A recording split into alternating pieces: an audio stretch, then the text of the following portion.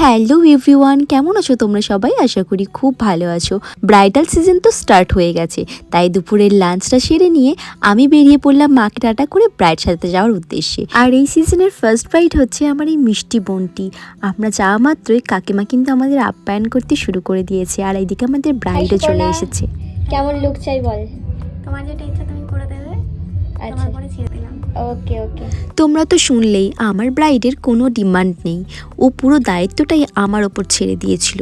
কিন্তু যতই হোক ওটা ওর সব থেকে স্পেশাল দিন, তাই গল্প করতে করতে ওর কাছ থেকে আমি জানতে চেয়েছিলাম যে ও কীরকম লুক চাই, কীরকম কলকা ওর পছন্দ, কীরকম হেয়ার ওর পছন্দ।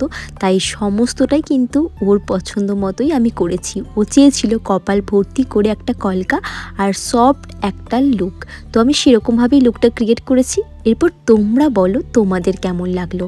আর ব্রাইডের কাছ থেকেও আমি ছোট্ট করে একটা সুন্দর রিভিউ নিয়ে নেব যে ওর কেমন লাগলো। কেমন লাগলো বল সুপর্ণা? খুব সুন্দর লেগেছে। নিজকে দেখেছিস একবার আয়না? হ্যাঁ, অনেক খুশি হয়েছি আমি। Thank you. আমার এই ব্রাইডটিকে রেডি করি প্রায় 4টের মধ্যে, কারণ সেদিনকে ওর গোধূলি লগ্নে বিয়ে ছিল।